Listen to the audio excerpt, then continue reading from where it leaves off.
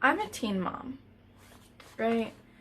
And I figured, why not share my story? Because it's definitely not normal, I guess you could say. I know that there's other teen moms out there that have experienced the loss of a child, and I just think that every story is different, so I'm going to share my story. And you know, I might just continue posting stuff on this channel. I don't know. I'm not gonna lie. I am very, not awkward, but I'm different. I'm real different. And I got a potty mouth, so I'm just fair warning you, I got a potty mouth. But I had my daughter February 5th of this year. I am 16 and I got pregnant back in August, the end of August. I was only 23 weeks pregnant when I gave birth to my daughter.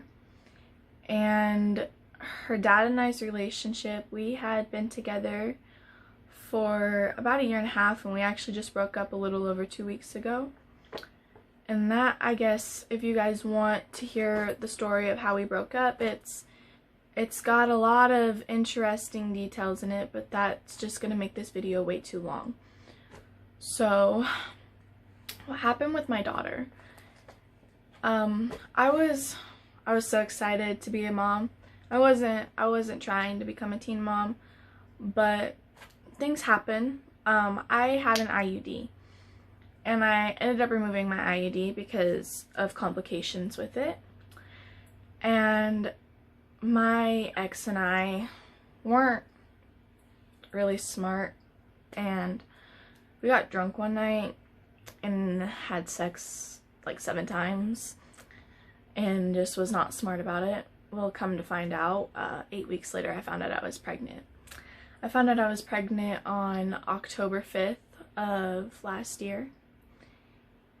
And I remember I had taken a pregnancy test about 3 weeks before. My period wasn't late, I just felt off. It was negative, and my mom was telling me, she's like, "You're fucking pregnant. You're pregnant. I know you're pregnant." And I was like, "Nah, honey, I'm not pregnant. I will prove you wrong." So I took the test, and it was negative, so I was like, "We're good. I'm not pregnant." Then about 2 weeks come by, and about 2 or 3 weeks, and my period's about 2 weeks late, and it's like, you know, I'm gonna take another test. So I come up here in my room. My ex at the time, my boyfriend at the time, my ex, was sitting in here, and I go, "I'm gonna take a test." And he's like, "Why?" And I was like, "I feel like if I'm pregnant, I should know." So I go into the bathroom, I take the test. I come in here, and I put the test on my dresser, and there was, you know, the plastic that they come in. There was a piece of plastic that I'd put on top of it, because I'm not a very anxious person. I didn't really care. So I sit down, and about 30 seconds after sitting down, I'm like, fuck, I'm thirsty. So I get up to go get a drink of water. And as I'm walking by, you don't think that you're gonna be pregnant, I flick the plastic off of it, and sure shit, there is 2 solid ass lines. And I was just in complete utter shock. So of course I have my mother go and get me more pregnancy tests. Let's see, this was the first one that I took that night, and these are from the fucking Dollar Tree too. And so my baby daddy, he was all like, what? And I was like, "You can look at it," because I threw my hands up in the air and I walked out of the room. I was just completely dumbfounded. And so my mom went and got another pregnancy test for me, and she went and got this one from the Dollar Tree, and that one was sure shit positive. And then my sister went and got me the digital ones that say pregnant or not pregnant. I took 2 of those. Those both came up saying positive. And so I didn't really have a reaction when I found out I was pregnant. I was in shock. I wouldn't say that I wasn't excited. It didn't hit me yet. And then when I was 10 weeks later, about 15, I was approximately 8 weeks pregnant when I found out, because I found out October 5th, and then October 6th I started spotting, so I went into the emergency room. They drew my blood. My HCG levels came back as being 7 to 8 weeks pregnant, and I was just in complete shock still. I didn't know how to react. And then when I was 16 weeks pregnant, I found out that I was having a little girl. And I'm gonna get emotional. I'm sorry, but I didn't want a little girl. I wanted a boy. But when I found out I was having a little girl, I knew that I needed to change. The second that I found out I was pregnant, I stopped doing everything stupid. I was a dumb teenager. I did stupid shit. But I wanted to give my daughter the world, because I grew up in a broken home, and I didn't ever want her to grow up in a broken home. And her dad and I were extremely toxic towards each other. I love him, but there's just, we were not healthy together, right? But found out I was having a little girl, and the second that I found out I was pregnant, I went and bought a car seat for her. I went and bought this, it's like a car seat stroller combo. I've got a changing table for her. I've got clothes, bath stuff, bottles. I still have them, and she passed away 2 months ago, and I'm still not ready to get rid of any of her stuff. It's definitely difficult for me to think about getting rid of her things, because then I think then she's really gone, and I know that she's gone, but I'm just holding on to it, and I don't know why. I guess it's just how I mourn. But so I found out I was having a little girl. We started purchasing things and everything like that, and Christmas time came around, and I went and stayed with my dad for Christmas. I live with my mom here in a town, and then my dad lives in another town. And my boyfriend wasn't very happy about that, me going and spending Christmas with my dad. So we fought for a week. I was crying every night, pregnant, hormones, on top of feeling like I wasn't enough for him.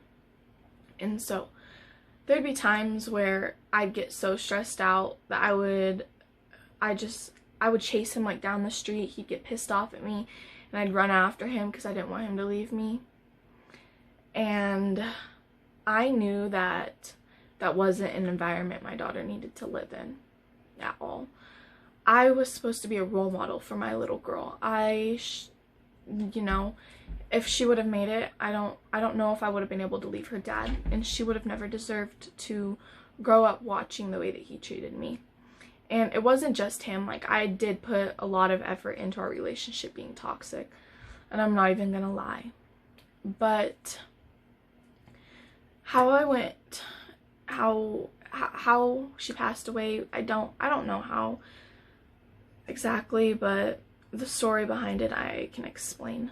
I had my daughter on Wednesday, on the 5th of February.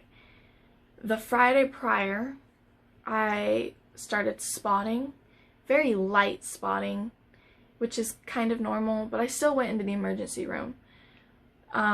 No contractions showed up on my monitor. My cervix was high and closed. Everything was looking okay. They had no idea. And then, so that Saturday, I just felt off. Nothing was really wrong. And then Sunday comes around, and I was having intercourse with my boyfriend. And then I went to go to the bathroom afterwards, and I had lost my mucus plug. A fat-ass chunk of my mucus plug. And that worried me, because I didn't know what it was, and my mom was in the shower. I was like, Mom, I need you to look at this and tell me what it is. And she goes, that's your mucus plug. And I was like, yeah, it can't be. And I go into the emergency room again. They tell me, oh, no, everything's okay, you know, they'll grow back, like, you're okay, your cervix is closed, we can't feel any contractions, we don't see them on the monitor. And I was only 23 weeks pregnant, so she would not, her heart wouldn't register on the monitors that they put on your stomach, only on the Doppler. And so they sent me home.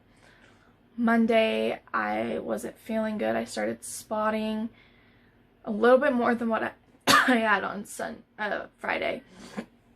But I didn't go back in because I didn't want to just be sent right back home. Tuesday comes around. I go into the emergency room because all day on Tuesday I was having consistent pains that would last about a minute, and they came every like 15 minutes, and then they started coming every 10 minutes, and I was like, I'm having contractions. I'm 16, I've never had a kid before, I don't know what this is like, but I knew that I was having contractions. I knew that there was something wrong with my child. And I go into the emergency room at approximately, you say 5:30, 6 o'clock that night, and I tell them, I'm like, there's something wrong with my child. This hurts. I'm pretty sure I'm having contractions. I need you guys to do something. They hook me up to the contraction monitor, okay? No contractions showed up. The lady comes in and she goes, we're not going to check your cervix because we don't see anything wrong, and we're just going to go ahead and send you home. Right? So I get sent home. And then I'd been in the hospital for a while. I didn't get sent home till about 9 o'clock. And then I got home at around 9:30, 9:45. And I'd been home for about 15 minutes. I go into the bathroom and I was bleeding so much. I ran downstairs and I'm bawling my eyes out. I'm like, Mom, there's something wrong. I need to go back to the hospital. And we go back into the hospital and I tell them, I'm like, I'm bleeding a lot. There's something wrong. I need you guys to do something. The lady goes, okay, I guess we can just check your cervix. So my cervix is checked and I'm 6 centimeters dilated with my water bag sticking out, which 6 centimeters is active labor. They tried to stop it, but there was absolutely no way that they could have stopped my labor because I was already in active labor. There was no time to really do anything. And my thing is if they would have listened to me the day that I came in prior, like that day I was in there just a few hours ago, at 6 o'clock, I could have been at 1 or 2 centimeters dilated and they could have stopped it. My daughter could still be here. 23 weeks pregnant, the survival rate is so low that the doctors told me, they're like, we don't think she's going to make it. And hearing a doctor tell you that you don't think your child is going to make it, it hurts. It's hard. And I'll never forget the words that they told me. They weren't going to resuscitate her. And I go, the fuck if you aren't going to resuscitate her? You are going to do everything you can to keep my daughter here. But the town that I live in doesn't have a NICU for micropreemies. I have to go up to Spokane, Washington, which is a 3-hour drive. And they tried getting Life Flight. There was a really bad snowstorm up in Spokane that night, so they couldn't really get a helicopter to take off. There was just a lot that prevented her from being able to make it. And I'm sitting in the hospital room and 6 centimeters dilated and being told that they don't think my daughter is going to make it, and they let me get to clear up to 10 centimeters dilated without doing anything. They were just playing a waiting game. I was at 10 centimeters. I did that all with no pain meds on top of it. I had a contraction that I felt my body starting to push her out. And she was breached, so she couldn't have come out. Her skin wasn't strong enough to be able to pull her out if she was breached. So I grabbed my doctor. When I'm having this contraction, I felt my body starting to push. I grab my doctor and I go, you need to get her the fuck out of me right now, or she's coming out on her own. Then finally, when I get dead ass serious and tell them that something's wrong, they put their asses in gear. They strip all of my jewelry off of me. They go and wheel me into the surgery room, the room that I'm sitting there, and I was begging them just to put me to sleep. I'm terrified of needles. Getting the IV was hard for me. Getting the fucking steroid shot in my leg to try to help her lungs was hard for me. I had to have a fucking catheter put in with no pain meds. That fucking hurt like a bitch. But they go back and I'm sitting there, and my nurse, well, not my nurse, my midwife was actually the nurse who was there when my mom gave birth to me. So she's known me since while my mom was pregnant with me. So I'm really close with her. She's almost like a second mom to me. And she looks at me and she grabs me and she goes, you are going to sit up right now and you are going to get that spinal. Because you wake up from a C-section, from being knocked out, you won't like it one bit. And not only that, but that would have put my baby to sleep, and they needed her to be awake and alive as possible. And so they had given me the spinal when I was having a contraction. She like pulled me up and sat me up.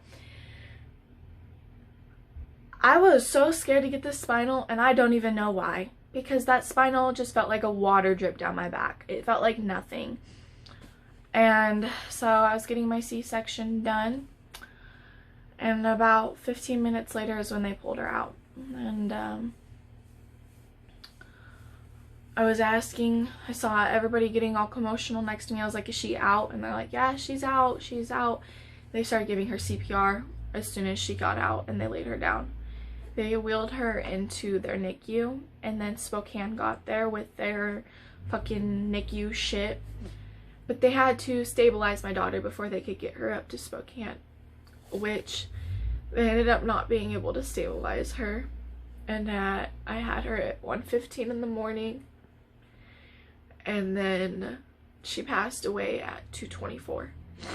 So she was here for an hour and 9 minutes. And I'm not even mad at her, because I know she fought as hard as she could to stay here. And I'm more upset at the hospital than anything, to be honest, because it was beyond fucked up what they did. But I had her. They came in, they told me she's doing good, her heart's beating good, she's keeping herself consistent, and I was like, thank fucking God she's gonna make it. And I had 2 doctors come in and tell me, so we've already had to resuscitate her a couple of times.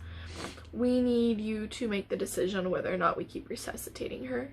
And I didn't want to have to make that choice, because it was hurting her. They kept resuscitating her. That can cause long-term damage on her. I don't have a problem taking care of a baby or taking care of a kid that has damage done to their body at all. I just wanted to be able to give her the best life she could.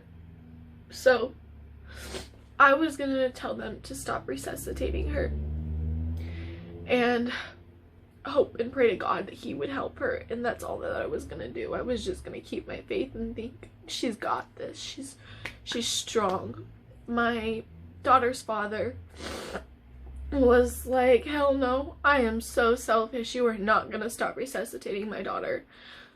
And so I'm like, you need to give us a minute, we need to talk, I need everybody out of the room.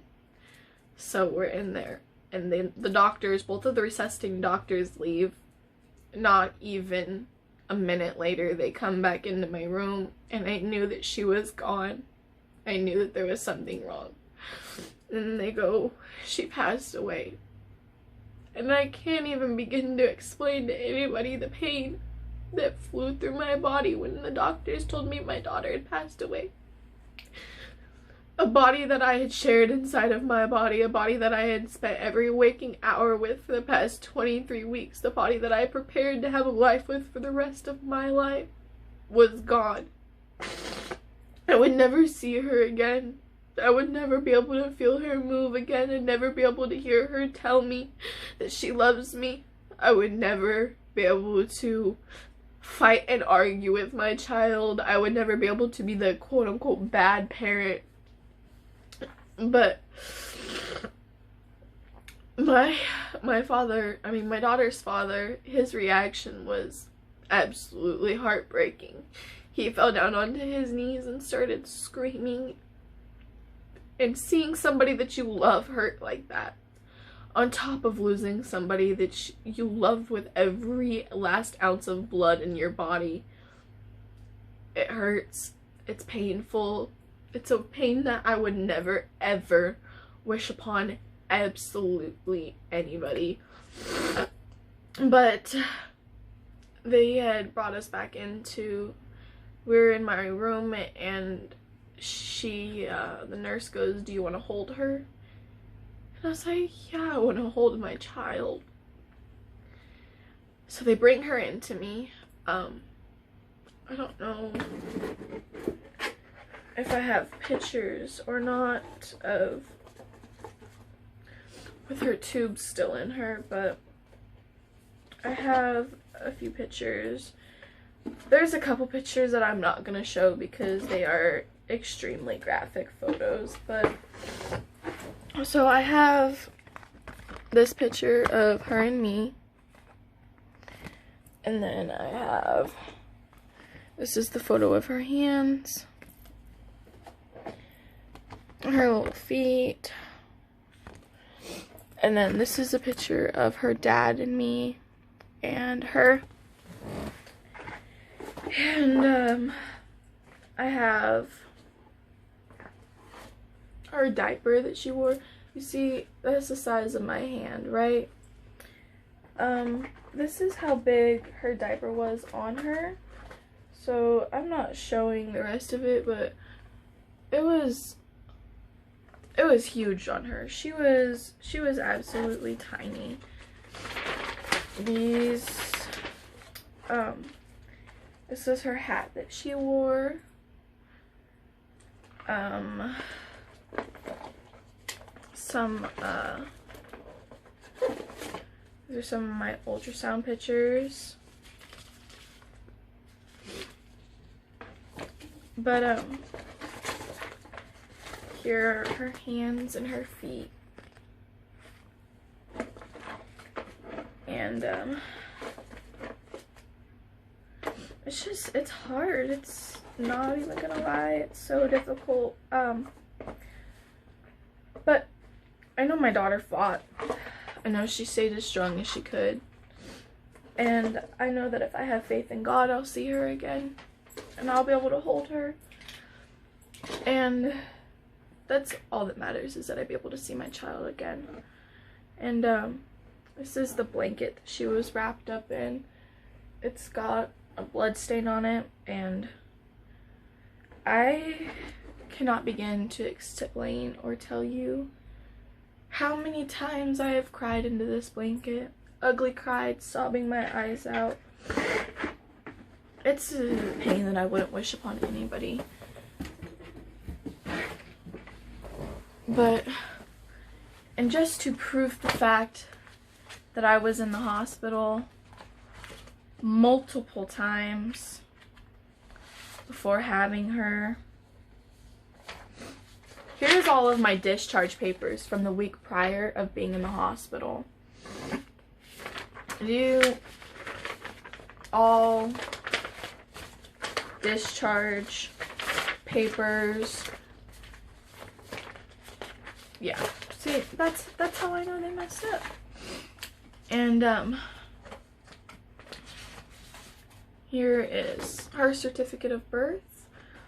Her name is Penelope Jean McCormick, and I named her Penelope because when I was 9 years old, I went to Disneyland and made a Build-A-Bear, and I named my Build-A-Bear Penelope. Like, the birth certificate on my Build-A-Bear is Penelope. So I've always wanted to name my daughter Penelope. And when my boyfriend and I had gotten together, we're sitting there, we're listening to the song Mixed Personalities by YNW Melly. And he hears this part where he says something about catching a felony for Penelope. And he goes, I'm gonna name my daughter Penelope. And we were destined to have a daughter together. Whether or not she made it, but God gave us our child, and she helped me grow so much, and I'm so thankful for her for the time that she was here, and I'm so thankful that she changed my life around. But I have this set up. So there's our picture right here, there's the picture right there, and then here's just some of her stuff, and then here's the balloon from where I found out I was having a little girl. But that's pretty much all my story. If you guys want to hear about why my baby daddy and I broke up and that situation, just like the video, comment on the video, subscribe. I don't care if you subscribe. I don't care what I get out of this. I just felt like my story should be heard, just like anybody else. There's oh my god, if I could talk, their story should be shared. If you feel like your story needs to be shared, share it. My teeth look so yellow right now. I swear they're not that yellow, it's the light. But thanks for watching. Everybody have a good day.